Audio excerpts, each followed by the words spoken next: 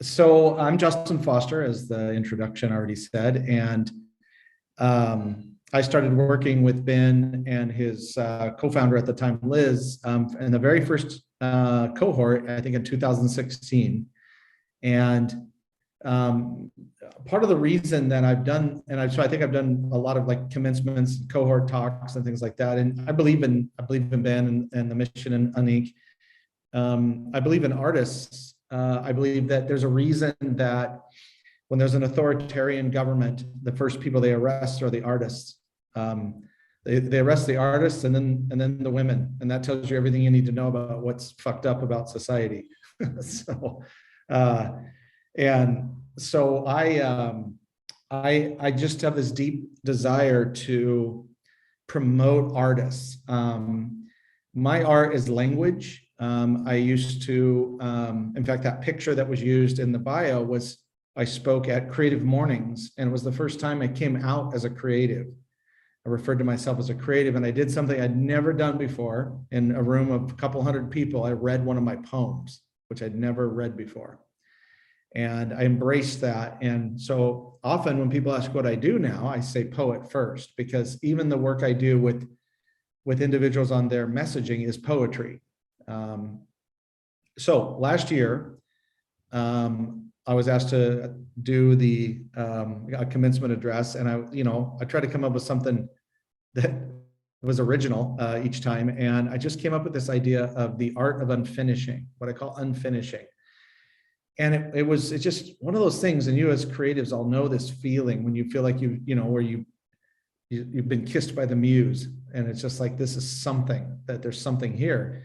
So I delivered that, and then I turned it into a keynote. And one of my funnest moments earlier this year is I gave the Art of Unfinishing talk to a room full of copier dealers, which these are very uninteresting people. I have a theory about that. Like when you go to conferences where they are like the wildest people, it's that they have the most boring jobs.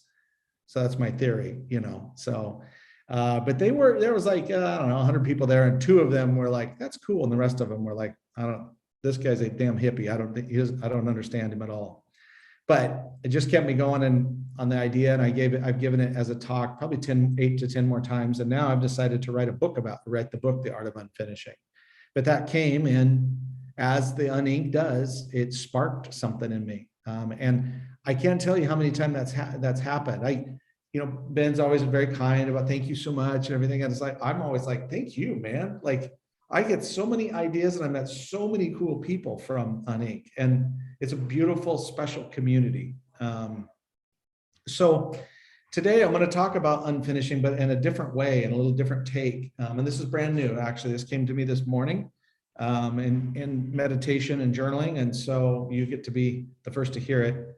It may suck. We'll see. So I was thinking about UN, and I was thinking about the periodic table. The periodic table with H for hydrogen, I think it is, and the AU for gold, and O for oxygen. And I was like, if there was a UN on the periodic table, what would it be? And I think it's courage. I think courage is an element. And we're made up of the same ingredients as stars. We also share 96% of the same DNA as an avocado. I think those are two reminders, like to dream big, but don't be a dick. So, don't be arrogant. But so these elements that are in us, we all have these elements in us, and people talk about courage as it's something you give. I gave them courage. You can't transfer courage. You cannot manufacture courage. Further, courage is not a feeling. It's a behavior. And each of you, I am sure, have done things where you've said, I don't feel courageous. I don't feel like I'm brave, but you did it anyway. And so I just started digging into this a little bit more of what is this UN, this undo, this element of courage, that if you were to add it to what you're doing, if you were to discover it within yourself, if you were to understand that it's your own precious element that no one can give you, and you can't fake it, and you can't manufacture it, in the sense that it's not an additive. It's generative. It comes from within you. It's like it comes from the soul. It likely comes as part of being an artist. But my first observation is your calling does not come with courage as part of the package. If you feel called to art, to create, you have to go find the other part of you that has courage in it, because it's fucking scary to create something and show it to the world. And that's why it requires courage. And the first act of courage is to assume that to believe that you have it and that it's inside of you already. Then what it takes is my son, Caden, my middle son, Caden, is a professional full-time artist. I'm going to put it in chat because I'm his dad and his promoter.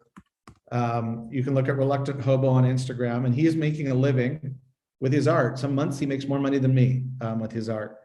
But when he was 16, I took him to dinner and we were talking about like what he wanted to do next. And he said, I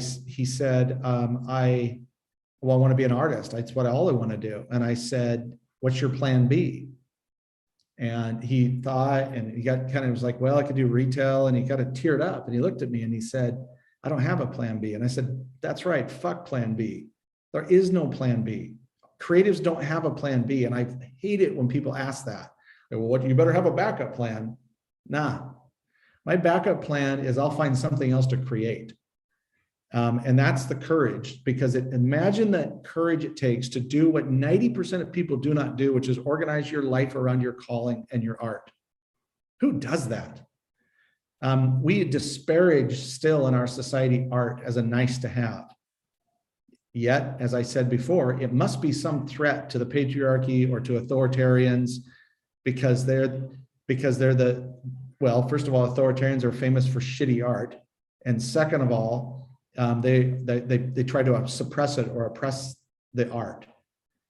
So imagine that. And the social pressure to do art as a thing you do after you're successful. That's the UN, that's the courage that other people, maybe they have it. I'm certain they have it, but they buried it underneath social conditioning and other people's expectations. Or the great curse of all artists is obligation, where you just have too much shit you got to deal with, and that becomes a distraction. The element of courage is the courage to ask for help and support, like you are doing now. You're part of this cohort. You're doing this together. You're part of a community. And I'm sure it's not the only one. I'm sure you reach out and you find other people to provide support. When Caden started wanting to make a living at art, he reached out to some of the people on Instagram that have like 1 million followers, and every one of them replied with a comment to him about what he needed to do. They gave him advice. They gave him guidance. And I don't think there's jealousy in art. I don't think it exists. First of all, jealousy is a very masculine, and I say masculine, not gender related, but energy, masculine trait. And art is a feminine, part of the energy, again, not gender related. So artists are not jealous of each other because they don't need to be, because you are producing something original, which is why it's easier to ask for support and help, because nobody can do what you can do. So there's no reason to be afraid. There's no reason to not ask for help. I think it takes courage. I think this is true with a lot of artists, to integrate your trauma. I no longer believe that trauma is healed. I think it's integrated. We are evolutionary creatures. And if you're a trauma survivor, especially if you're a childhood trauma survivor and you have complex PTSD in particular, your neuroprogramming is resistant to the idea of art, which is why I think a lot of artists die young, or they turn to substances to try to find that courage in some way. But it takes the deeper courage to integrate the trauma into your story. So it's not your identity, but it's also not something you bury deep inside of you, and you turn the trauma after you integrate it into art, and that's how other people benefit from it. One of my favorite poets of all time, Mary Oliver, said, I received a box of darkness when I was younger, talking about sexual abuse. And she said, it took me years later to find out it was a gift. And I'm not saying that that any abuse is actually a gift, but her mindset was, that it made her integrate her trauma, and it made her a superior poet in her ability to turn words into art. And so if you are a trauma survivor and you're doing that work, bravo to you. If you're not, please do it. I plead with you to do it, to do the work. There's so many resources now related to integrating your trauma. And so that takes courage. I think it takes incredible courage to create something new that didn't exist before. So we've all heard the phrase "opportunity knocks," and when you heard an opportunity knocks at the door, answer it. And that's true. We should do that. But that's not what art is. Art is not answering the door. Art is building a door that did not exist before and opening it and walking through it again and again. Who does that? It takes courage to do that. And then finally, it takes tremendous courage, this element of UN, of to be unfinished. That we're never done. Van Gogh said, "I never finished a painting, I just stopped painting it." And we're never done. Perfection is our enemy. We can always do it better, and thank God for that, because the next time we do it, we learn something. And so we are evolutionary creatures, and we artists, we creatives, we are at the forefront of evolution. We evolve faster than anybody else. That's why so many of us are neurodiverse and neurodiversity, not neurotypical. Because if you have ADHD or you have ADD or Asperger's or dyslexia, you are a fucking warrior, and you are changing society from right on the front lines. And that's what art is. Art is evolution in action. Art is being able to witness evolution as it happens. And that's that's being unfinished. Evolution is being unfinished. It's being unfinished in our skills of Shoshin, a beginner's mind. I can't remember which lead guitarist, I think it was of the band Megadeth. He goes and gets a guitar lesson once a year, and he's one of the greatest rock guitar players of all time. But he goes to some random person and gets guitar lessons. That's working on the skill. You're never done. There is no finish line. It's an illusion. You can always do it different or better. There's an unfinished to the mind. I was telling Ben and Sonala before we went live, it's like, I love finding the edge of consciousness, finding the edge of your mind, finding out what the next thing you're going to learn. Another great poet and artist, Michelangelo, said as his last words were, "I still have so much left to learn." That's the mind, is unfinished. Our soul is unfinished. There's always work to do to show the world our soul. So it's not that we have to build our soul, but what we do have to tear down is the resistance to show the world who we truly are and let them react to us. And to overcome and transcend fear and transcend rejection. And you do that by showing the world your soul. Working on your heart to learn how to feel big emotions. That's a hard thing to do. Most people don't know how to do that. Nobody teaches you how to feel big emotions unless you have really good parents. And then finally, this thing that we're all here and all investing in is our work. Our work is never done. It's never finished. And we have these nuggets that we create and we drop off, and they're like children. And when someone buys what we create, it's actually bittersweet. That it happens because we put something ourselves in each of them. My Caden, his partner's name is Madison, and March 17th, and she's an artist as well, a painter. On March 17th of this year, she lost her mom and her dad and her sister in a plane crash. And they went through her sister's stuff and found a bottle of her nail polish. And Madison is taking her nail polish and mixing it with paint and painting with it so that she lives on in art. And I can think of no greater act of courage than to take grief and turn it into art. That's a powerful thing. So my encouragement to each of you is just keep finding the you have it in you.